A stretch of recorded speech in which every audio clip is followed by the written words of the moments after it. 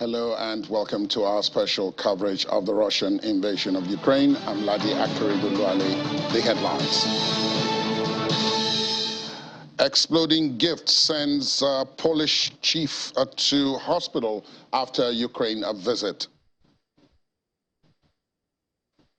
And United States announces expansion of training for Ukrainian armed forces.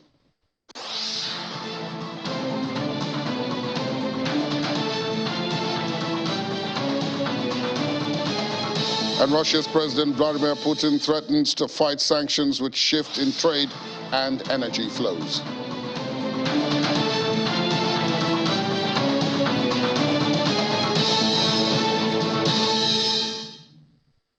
We begin with news coming out of the Polish government that Poland's police chief Jarosław Simasek was hospitalized with minor injuries after a gift that he had received in Ukraine suddenly exploded.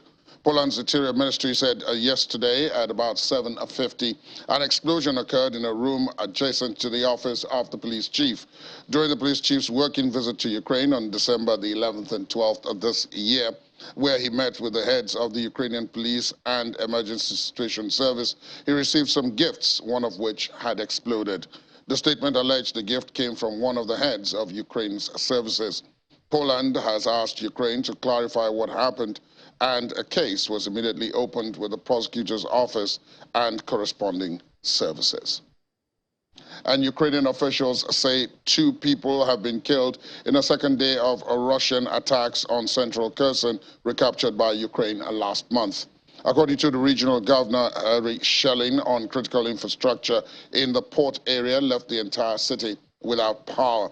The retreat of Russian forces from Kherson was one of Moscow's biggest setbacks since the February invasion. For weeks, it has targeted power facilities in Ukrainian cities. Millions of Ukrainians have been left without heating or power as winter temperatures have fallen below freezing. Officials say shells purportedly landed 100 meters from the main administration building in Kherson city, a day after the building itself was badly damaged. Explosions also went off in Ukraine's second biggest city, Kharkiv, where Mayor Igor Terekov said Russia was shelling infrastructure facilities and appealed to residents to stay in shelters where possible. And the United States, that is the Pentagon, has said that the U.S. military will expand its training of Ukrainian military personnel in Germany, including for training in combined arms. Pentagon spokesperson, Brigadier General Patrick Ryder, said the new training will involve approximately 500 Ukrainians per month and will not require an increase in U.S. troop deployments to Europe. So today, the Department of Defense is announcing that we will expand U.S.-led training for the Ukrainian armed forces to include joint maneuver and combined arms operations training, while building upon the specialized equipment training that we're already providing to the Ukrainians. Combined arms maneuver training is a logical next step in our ongoing training efforts, which began in 2014 to build the Ukrainian armed forces capacity. While there's an understandable focus on the equipment being provided to Ukraine, training is and has been essential to ensuring Ukraine has the skilled forces necessary to better defend themselves. Importantly, U.S.-led training complements the separate, specialized, individual, and collective training for Ukraine's armed forces already being conducted by our allies and partners, including the United Kingdom, the European Union, and others. This joint maneuver and combined arms training will be conducted by U.S. Army Europe and Africa Command's 7th Army Training Command at U.S. ranges in Germany. This program, this expanded training, will provide training to approximately 500 Ukrainians per month. It's essentially focused at battalion level.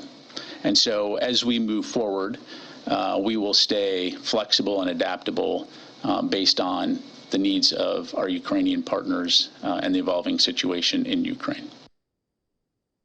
And staying in the United States, where the country has targeted Russia's financial services sector over its special military operation in Ukraine.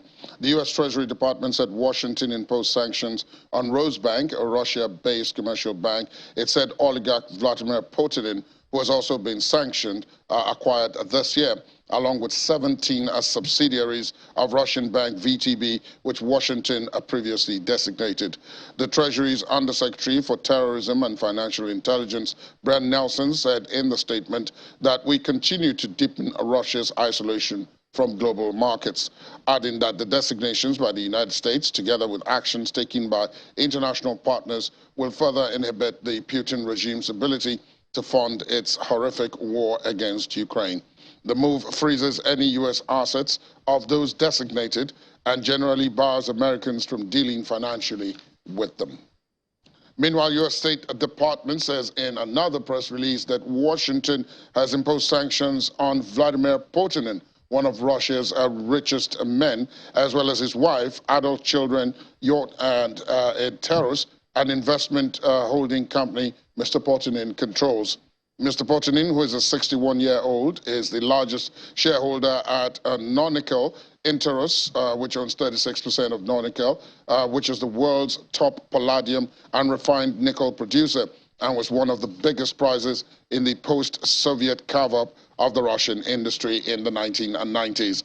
The State Department also imposed sanctions on members of the board of directors of state-owned enterprise, the Russian Railways, members of the government, including the governor of the Moscow region, as well as their family members. But President Vladimir Putin has said that Russia will expand trade cooperation with new partners, including by sharply increasing gas exports to China to combat Western sanctions. When spending on what Moscow calls a special military operation in Ukraine is squeezing funds for health and education, Mr. Putin promised Russians in a major televised speech on the economy that pensions and the minimum wage would keep rising. He said Russia would develop its economic relations with partners in Asia, Africa, and Latin America to thwart Western efforts to isolate it economically. We are one of the largest suppliers to the global market of grains, vegetable oils, and fertilizers. Despite the sanctions, over the first 9 months of this year, deliveries of basic goods from Russia to the EU countries increased 1.5 times. Joint Russian exports increased by 42%, while the trade surplus increased in our favor by 2.3 times to $138 billion. In essence, the European Union continues to consume our goods and services while holding back the reverse flows. The situation concerning these imbalances cannot continue indefinitely. We will look for other, more promising partners in actively growing regions of the world economy. Asia, Middle East, Latin America, and Africa. It is to the markets belonging to friendly countries that we will reorientate Russian energy supplies.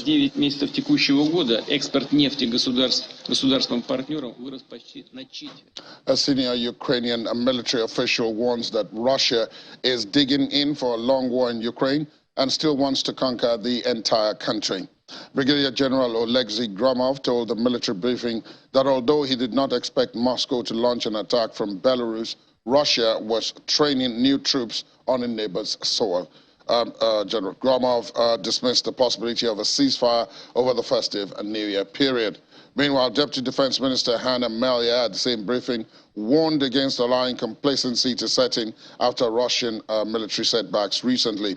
Ms. Maliar said, quote, "We and the world should not relax because the ultimate goal of the Russian Federation is to conquer all of Ukraine and then it can move on." And the United Nations High Commissioner for Human Rights, Volker Turk, says further strikes on Ukraine's infrastructure could lead to a serious deterioration of the humanitarian situation and spark a further displacement. In a speech to the Human Rights Council following a trip to Ukraine, Mr. Turk said that Russian strikes were exposing millions of people to extreme hardship. The UN rights chief said that his office continues to report gross violations of international human rights law and serious violations of international humanitarian law. And missile strikes on civilian infrastructure, including energy facilities and hydroelectric power stations, are exposing millions of civilians, especially persons in situations of vulnerability, to extreme hardship during the winter months. And as you can imagine, it is so much colder in Ukraine than it is in Geneva. Over 10 million consumers are facing cuts in electricity, and millions are cut off from a regular supply of water and heat. Additional strikes could lead to a further serious deterioration in the humanitarian situation and spark more displacement.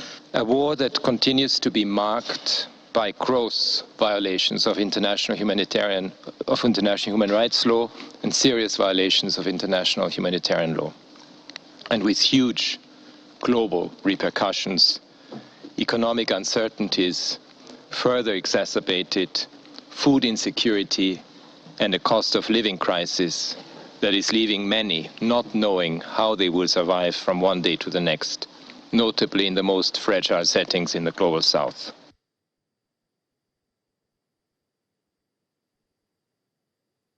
Let's go now to Almaty, the capital of Kazakhstan, where Professor Denis Soltis joins us this morning. Good morning, Prof. Thank you for your time, as always. Good to see you. Good morning. Let me begin on a personal note. How is the weather? And we're hearing that all across Europe, the weather, after having been mild at the start, has suddenly taken a turn for more substantial temperatures, ranging below zero all the way to sometimes -15. What's it like in Almaty? Well, the temperature did drop to about -10, -12 a couple of days ago. Stayed there for a couple of days. Today it's bright and sunny, a very nice, sharp, clear day. It's around zero, maybe -2, near, around the freezing point. But it's a nice, sunny, quiet day, clear air. Indeed. I ask that question because I want to also link it to the issue that you and I have discussed over the last couple of months, which is the question of energy supplies and the possibility that quite a lot of people could face some level of hardship because of the situation in Ukraine.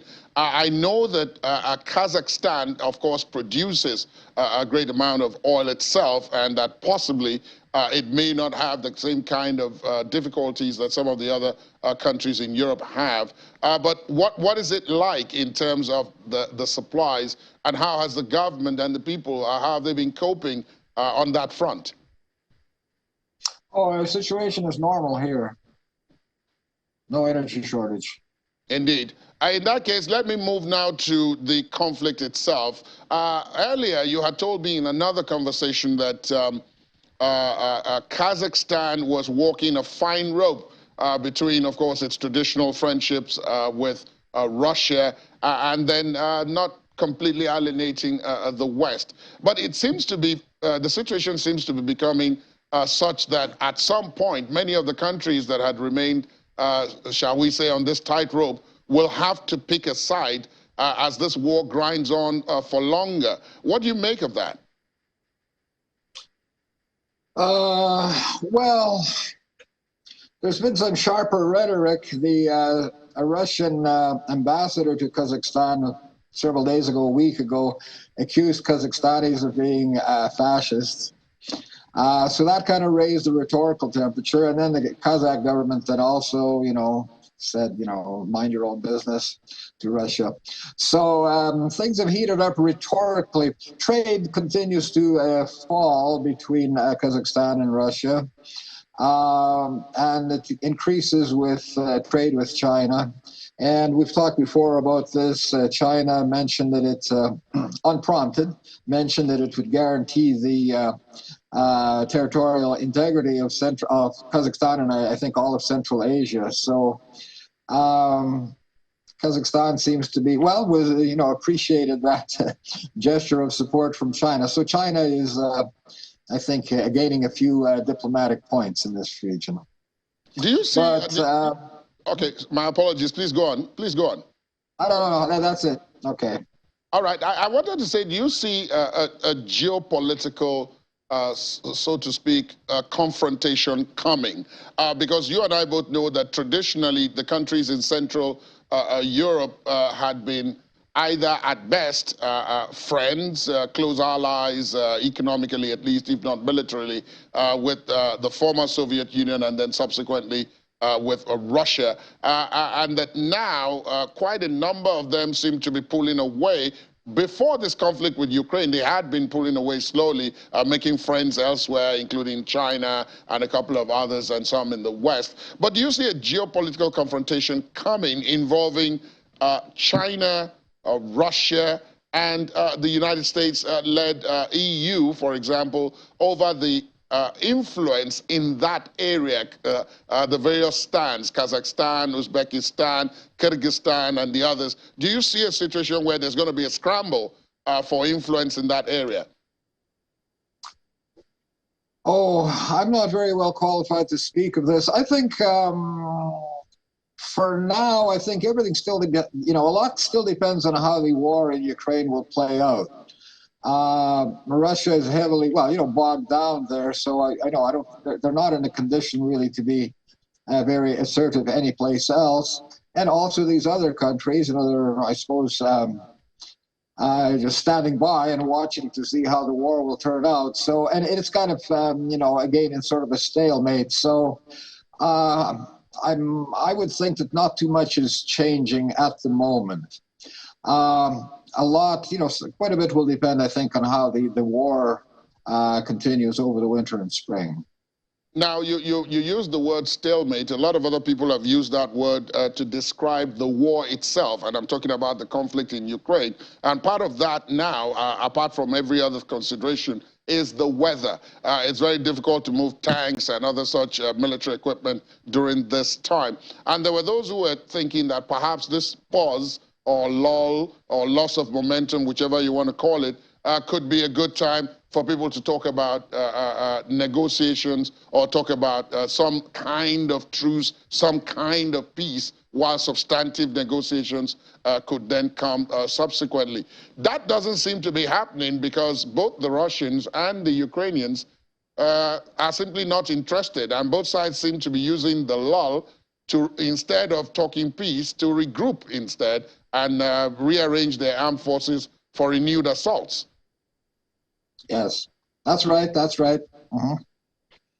Where do you think this is going in the new year? When this war started, neither you or I could have predicted that in December we'd still be talking about it, yet here we are. But do you see a situation where something dramatic or something game-changing, if you like, could happen in the new year? Oh, that's very difficult to predict. Well, okay, in response to your earlier comment, the Ukrainians will still try to go on the attack because time is might be working. Difficult to know on whose side time is on. In the short term, I think time maybe is on the side of the Ukrainians. That is, they think they will do well in the winter. They're well prepared. They have good clothing. But by about March or so, a new wave of Russian conscripts will be coming in, and Russia is, trying to upscale its defense industries. So it's hard to know then what the situation will be like in 3 months from now. It could be worse from the Russian side. There might be, political opposition to the war now. It seems to be increasing a little bit. Hard to know whether their industry will be successfully upscaled. It's hard to know whether their recruitments will be successful or failures. So it could go either way as far as Russia's capacity.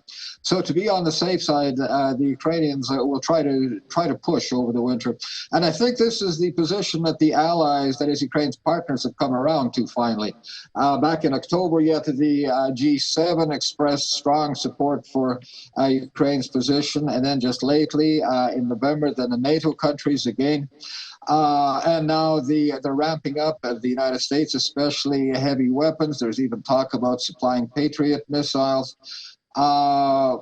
Because I think the Western partners are coming around to the view also that, this war needs to be concluded, successfully on Ukraine's part and more quickly, because in the meantime, of course, the Ukrainian civilian population and energy infrastructure are taking a terrible beating. This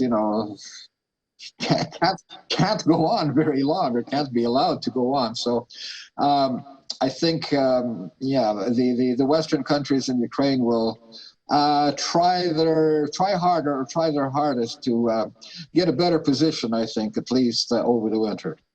I can't let you go without asking this. At the start, many of the allies whom you referenced just now of Ukraine were quite cautious about sending Ukraine offensive weapons, not just because Russia said that would make them co-combatants in the conflict, but also because of what would happen to those weapons in the aftermath of the war, and in whose hands they would ultimately end up. Now, it seems as if those cautions are being set aside, as you said, because the allies themselves are beginning to see that, or think that, look, the war has to go on and has to be concluded in a timely fashion. This can't just be allowed to drag on. But then the original fear that if you send, for example, Patriot missiles, the HIMARS system, and a couple of other highly sophisticated weapons into Ukraine, what happens to those weapons after the war is over is still a very important question. We could be sowing the seeds of future conflict, couldn't we? No, I don't think so. I think Ukraine and the Western partners would have, a firm agreements as to what, or consensus as to what should be done with these weapons. I mean, Ukraine has always been cooperative in the military sphere, going back to 1994 with the Budapest memorandum and giving up nuclear weapons. And also more recently, in return for these HIMARS, Ukraine agreed not to use them within the Russian border.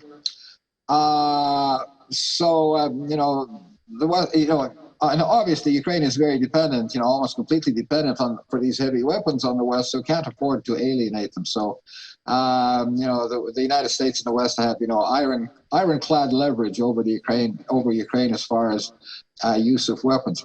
However, what's been interesting, you might know that Ukraine still had, and I don't know how much has survived, capacity of its own missiles, long-range missiles. So I'm sure you've heard about these 2 missile strikes on airports deep inside Russia, and these were done with Ukrainian missiles. And so that's sort of broken a little bit of a taboo, or a kind of a monopoly on Ukraine's use of weapons further abroad, further into Russia. The United States, of course, can't, or the allies sort of can't publicly endorse this, because that might appear escalatory. But they also said they do not object, or they will not interfere with Ukraine's own attempts or use of its own long-range weapons. And this is necessary because up until now, or still, Ukraine is fighting essentially with one hand behind its back. Russia can use missiles against Ukraine deep inside Ukrainian territory, and the Ukrainians cannot, are not allowed to hit back. So this is obviously, a formula for military failure. And it gives, Moscow and Putin still a green light for continuing escalation. Now, as we see escalation against energy infrastructure. The Western countries, I think, are coming around to this view that, Russia, needs to be defeated militarily. And part of that will be, greater use by, of longer range weapons, whether these will be imported ones, or whether Ukraine has preserved or can develop much capacity for using their own long-range weapons remains to be seen, but they will be trying. They have reportedly about 100 of these Soviet jet-powered drones that they used. So I don't know whether they're all operational, but they have those, and they had yet from before the war long-range, medium-range missiles. So we'll see what. But the Ukrainians themselves are in the mood for hitting out well, at least, the nearer areas of Russia that, the Russian forces use for staging, for logistics. So across the border in Belgorod or in Kursk. And also the Western countries, Germany, they all said these are fair game as, military targets. These are, Ukraine has a legitimate right to defend itself. Russia declared a war. Or started a war against Ukraine, and if you get into a war, you can expect not only to shoot at the opponent, but to be shot back. So, doctrinally, this is all fair game. Indeed. Indeed it is. Professor Dennis Soltis, as always, thank you for the deep insights. It is Christmas season. I don't know if we're going to get to speak before Christmas, so compliments of the season to you. I'll talk to you real soon. Same to you too. Yes, have a good holiday. Thank you very much. Welcome back. Thanks for staying tuned. Ukrainian President Volodymyr Zelensky has urged European Union leaders to approve the aid his country needs nearly 10 months into the war. EU leaders tried at the summit to resolve disagreements standing in the way of deals on a major aid package for Ukraine and new sanctions against Russia. At the end of a year, when the EU closed ranks to support Ukraine after Russia's invasion with unprecedented sanctions, but often struggled to agree on how much pressure to put on Moscow. Подякувати за ваші санкційні кроки за минулі півроку, за пакет. Separately, I want to thank you for your sanction steps over the past 6 months, for the package of financial support to our country next year in the amount of 18 billion euros, which now can be finally approved at the leadership level. This is vital. And Charles Michel, my friend, I ask you very much to ensure that the struggle for peace, for Ukraine, and for the whole of Europe does not depend on misunderstandings and disputes between some EU member states.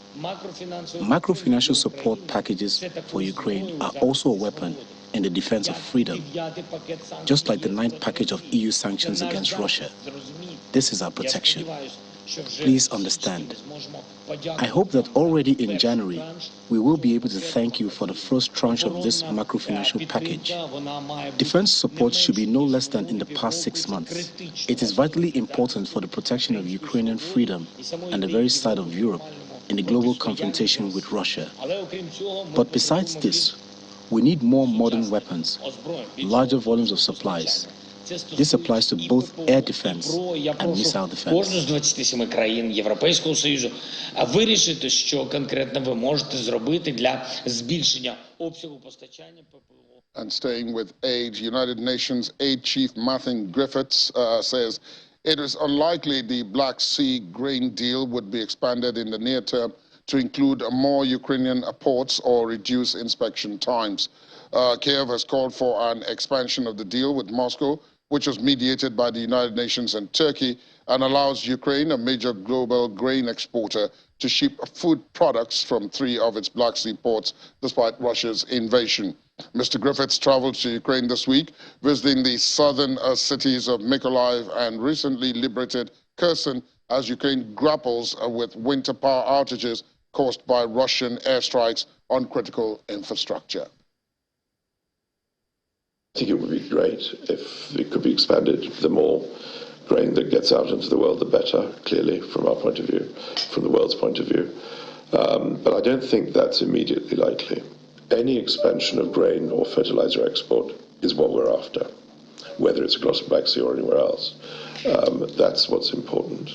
And in a world gone mad, which is the world we live in, that becomes the highest priority. Well, I didn't come here to negotiate about the Black Sea operation or the pipeline or any of those other issues. I came here to look at the humanitarian aid program, which I've been talking about publicly during this week. And another senior UN official has voiced optimism that there would be a breakthrough in negotiations to ease exports of Russian fertilizer. A deal for extending a Black Sea grain export agreement was agreed in November, although Russia complained its concerns about fertilizer exports had not been addressed. Secretary General of the UN Conference on Trade and Development, Rebecca Greenspan, who is in charge of the fertilizer aspect of the deal, said that she has been focused on overcoming remaining obstacles since the renewal.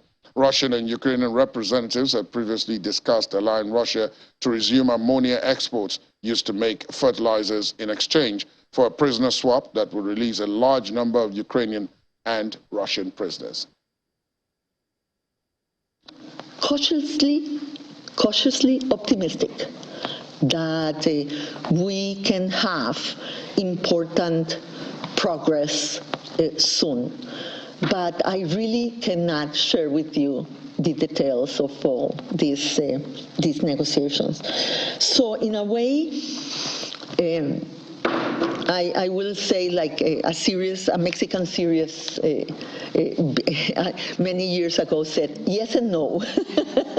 Yes, there has been progress. No, we are not yet where we need to be for fertilizers coming to the global market. Part of the risk with these issues is that we become accustomed to the situation. Yes, that the first emergency mode that mobilize everybody will go away, and then you will just lose the impetus of the need to respond and to solve. And that's why I keep saying we are not where we want to be. We are not off the woods yet. There is still high risk involved. So we cannot get away from the emergency and crisis mode. The question is, again, on fertilizers. At the end of November, first... Let's talk now to Mr. Oluseyi Adeyemo, public policy analyst, who joins us virtually from Lagos. Good morning to you, Mr. Adeyemo. Thank you for your time. Good morning, Ladi. It's good to be here. Thank you so much for having me. 10 months down the line, we're still talking about the situation in Ukraine, the war in Ukraine, and there is no let up, even though winter is really on in the conflict area, but there are no talks about optimism or talks about talks or talks about a truce or talks about negotiating any kind of thing beyond perhaps prisoner swaps. Is this what we're probably going to carry into the new year? Looks like it. None of us expected it, at least I, as a person, never expected that the war was going to last this long. In my opinion, it was something that would be shocked me, but unfortunately for the Ukrainians, the Russians, and the rest of the world, I mean, as regards the negative impact that it's had on all of us as economically, grains, fertilizer, gas, it's unfortunate that the war has lasted this long. Given that position, where my last guest was talking about the fact that a number of other people, a number of other countries that were kind of, shall we say, neutral or aloof, have begun to have to take one position or the other as the conflict has dragged on. And some other countries that had remained off the battlefield seem to now not join the battlefield, but have joined the fray in other capacities. I'm talking about the likes of India, the likes of China, and then, of course, you have the traditional EU and so on. Do you see a situation where more and more countries are going to be in this position as this conflict drags on? I mean, obviously, it's affecting all of us. And so, yes, we wanted to think that we could manage, just staying on the fence. I'm referring to those who stayed on the fence, who never really wanted to take a position. I mean, if you remember clearly, people were not very comfortable with the fact that the U.S. didn't frontally, speak about the situation in Poland. People had expected that the U.S. was going to just clearly and frontally criticize the Russia. But the truth is, it's a very delicate war. We're not talking about just ordinary countries. We're talking about Russia. They supply almost half of the gas of of Europe. We're talking about Ukraine. These are people who practically we never knew. I mean, I didn't know personally, I must confess, that they were almost like feeding the world. And so this is a very critical and sensitive war that affects all of us. And again, we also need to be careful. We don't want this to over-escalate. So a lot of care, a lot of diplomacy, a lot of caution is needed. And so, yes, everyone, as we go on, will continue to jump in because it is affecting us, whether remotely, whether indirectly or directly. But this obviously is affecting all of us. And our prayer is that very soon, some form of solution or relief or compromise or agreement would be reached very, very soon. Now, for the first time in about 8 years or more, the U.S.-Africa summit has just wrapped up in Washington. And even though it was not put on the official agenda, there were those who pointed out that one of the reasons why the U.S. felt compelled to take on this summit at this time was Africa's reaction to the war in Ukraine, and that most of the countries in Africa either decided to remain neutral or took sides with Russia by saying that the United States and Europe were as responsible as Russia for the conflict, and that the U.S. was trying to reassert its influence on the African continent in the aftermath of this incident. Do you think that that is so? And if so, did this summit achieve that objective, you think? Okay, one, we probably wouldn't know the exact effects of the summit right now because some of the effects will be felt in short term and some in the long term. But personally, I believe that Africa is just the beautiful bride around the house right now. Everybody wants to woo Africa. Everybody wants to have something to do with Africa. Maybe Nigeria will be able to supply some level of gas. Maybe if we get our ass together, like we ought to get it, because everybody expects us to do what is right, we probably might be able to sort of shore our production in grains and all of that. Opportunities are very, very enormous for Africa. And yes, you're right that the fact that we have been very careful in what we've said, in our position, in the side we have taken, is saying that the rest of the world are saying, okay, maybe we can talk to these people. But I believe that more than all of that, it is the fact that there are a lot of opportunities in Africa. And since China and the rest of them are taking advantage of that, the US have decided to make sure that they reassert themselves, as it were, to say, look, we're still in the game and we want to do more business with you and be able to get the gains we've been getting before, if not more. Now, that's one side of it. Of course, the other side of it is the fact that from the African perspective, being a bride means that you also have the opportunity to leverage some demands yourself. And if the United States wants to increase its leverage and influence, you have the French wanting to increase their leverage and influence.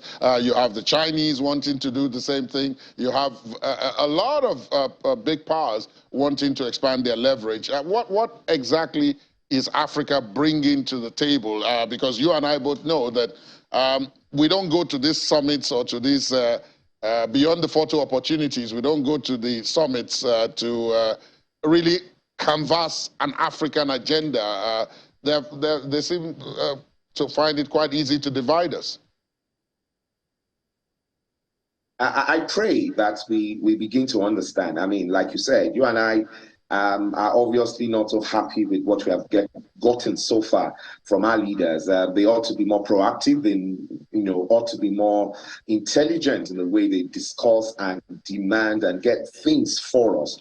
But I must confess that as a person, I am not totally happy with what we have gotten so far, because we can get more. Now, you just pointed out something very, very critical and important: unity. Africa must understand that we get more if we're able to come together. So these unnecessary barriers and borders that we have, within ourselves is something we need to pull down quickly. and very, very, very fast, because the truth of the matter is we're better, for them divided, and we're better off for ourselves when we're united. So we need to do business more amongst ourselves.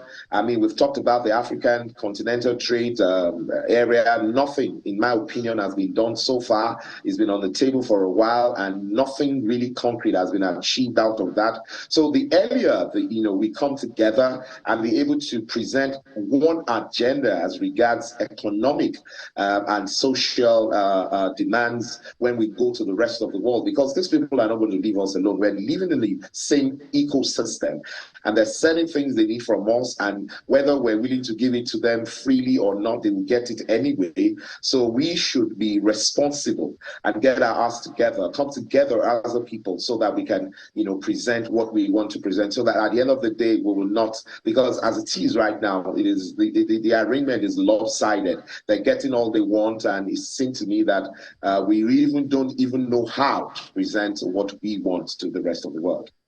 Indeed, Mr. Oluseyi Adeyemo, thank you as always for the deep insights perspective. Compliments of the season, by the way, in case we don't get to speak before the Christmas. Thank you for all your contributions during the course of the year. Thank you. And thank you so much for having me. I mean, we always look forward to opportunities like this to contribute our own little quota. Thanks for staying tuned. Welcome back. Ini John McQuire is here, as always, at this time. Morning, Ini. So, we have the central banks in Europe joining the U.S. Fed in slowing down the pace of inflation. Yes, so you got the rate rises. Yes, we talked about that yesterday. Yes. So inflation is tapering in some countries, and surprisingly, in a country like Kenya, when it comes to Africa, even though Nigeria is not there yet. No, it's not, because also that yesterday, the NBS figures showed that 21.47. Exactly. Yes, even more than some analysts expected. So we don't have that tapering anywhere close. But I guess in other parts of the world, some of the efforts of the government to deal with the issue of energy, because mostly it's driven by energy costs in Europe and the UK. I guess that is setting in. They had a lot of subsidy and buffers for especially people in the lower cadre, in the social economic status, and I guess that's stepping, and that's what we're seeing. But it doesn't mean that it's over. The problems are over. That's why I mean, even Jerome Powell has said that the hike continues, even if it's not as aggressive as it has been. It has been, but it still continues, and the risk of recession is still there. The risk of recession is very important to note that, because in the UK, even when they had that mild growth last month, there was some bit of relief, but the cost of living is still not. It's nowhere near normal. What we now refer to as normal. Yes, so the risk of recession is still not over. Even in the US, it's still not over. The hikes are still there. Inflation is still there, and the global recession that the IMF and the World Bank have warned against, is still close, and a lot needs to be done. If it's there was a visual that was on the screen, a pot on a gas stove. Germany, is that Germany? Yeah, a pot on a stove. Oh, okay. And it brings up the issue of households and how much households are spending on energy. A ship that will serve as one of Germany's floating terminals for liquefied natural gas has arrived. Yes. And this speaks to continuous efforts to, as you said, mitigate some of the negative pushback. Yes, because as we know, the report that winter is here, and Europe, especially now Germany, they're not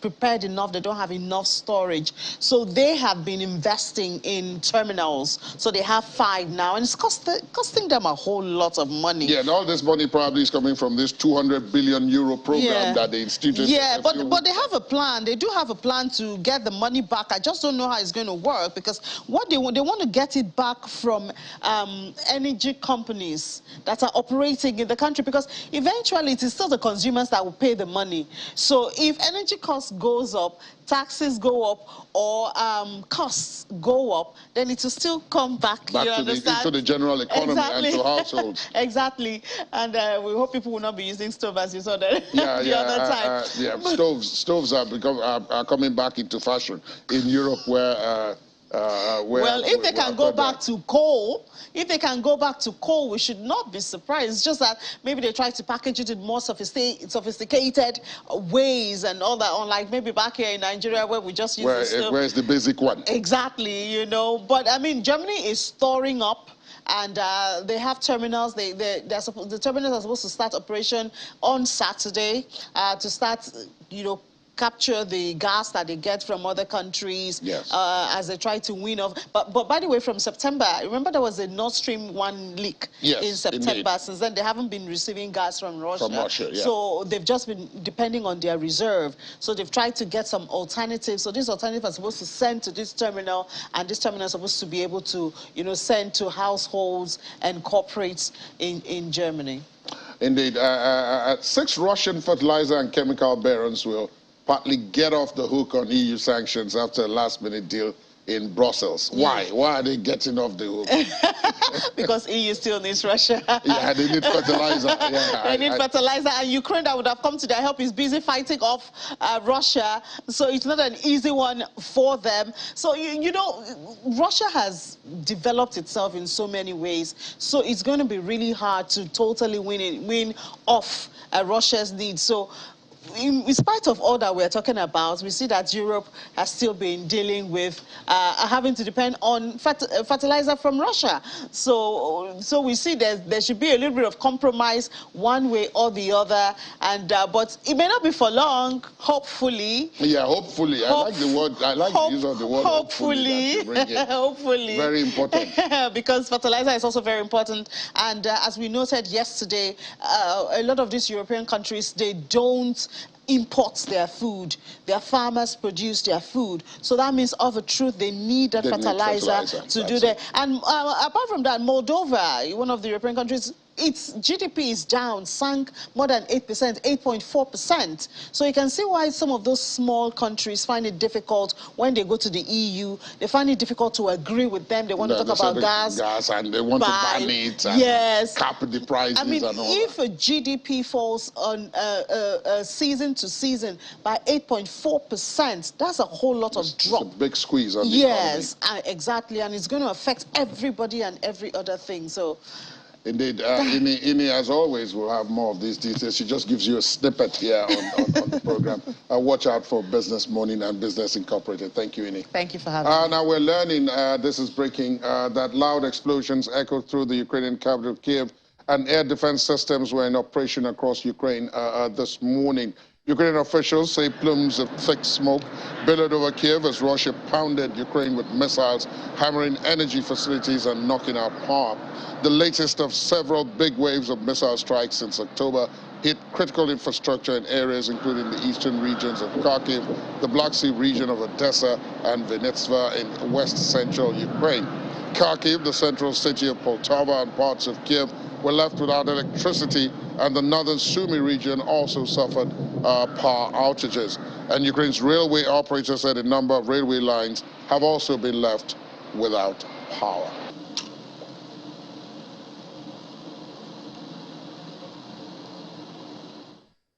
We'll bring you more, of course, as we learn about that on this very latest of these attacks on Kiev. But in the sports, out of this conflict, Ukraine's former world number 3, Elina Svitolina, says she fears people are forgetting about her compatriots almost 10 months into Russia's ongoing invasion. One of Ukraine's most celebrated athletes, she has added star power to a fundraising effort to supply electricity generators for Ukrainian hospitals as the invasion continues into the bitter winter months. The effort has already raised more than $1.8 million on an online donation platform through United 24, a hub for charitable giving launched by Ukrainian President Volodymyr Zelensky. We could see that right now the winter is quite tough. It's getting really, really cold, and most of our country is without electricity.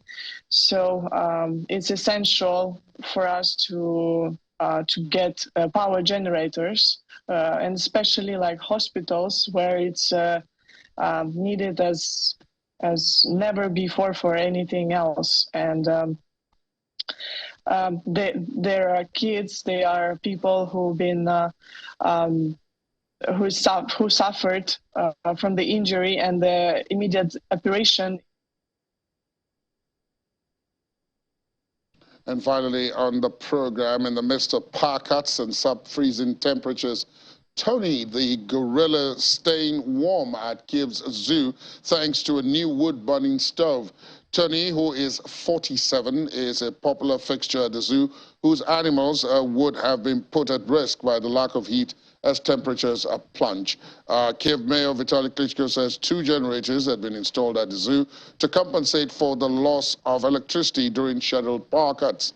Mr. Klitschko adds that 200 animals rescued from the war are sheltering in Kiev Zoo, including a tigress named Delilah from a private zoo in Kharkiv, rhinos and porcupines from Kherson. That's our program this Friday. Thanks for being with us. My name is Ladi Akiri Gubali. There are updates throughout the day, but what's really within the world today, starting at 5 o'clock. Do watch out for that. For now, do have yourselves a pleasant weekend ahead. Good morning.